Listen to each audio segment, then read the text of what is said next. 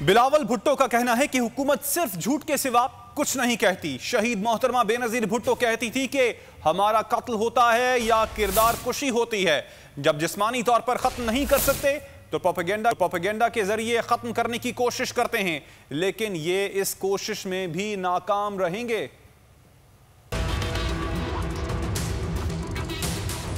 میں سمجھتا ہوں کہ یہ حکومت جھوٹ کے سوا کچھ نہیں کہتے ہیں، اور یہ بھی جھوٹے الزام ہیں۔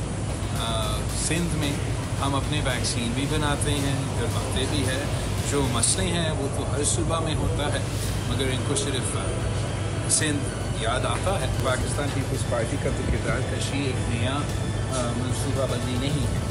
جب شہید محترمہ بے نظیر بھٹو تو کہتی کہ یا ہمارا اسیسنیشن ہوتا ہے یا ہمارا کیریکٹر اسیسنیشن۔ 18ویں ترمیم کے بعد کوئی نیا NFC اوارڈ نہیں ملا۔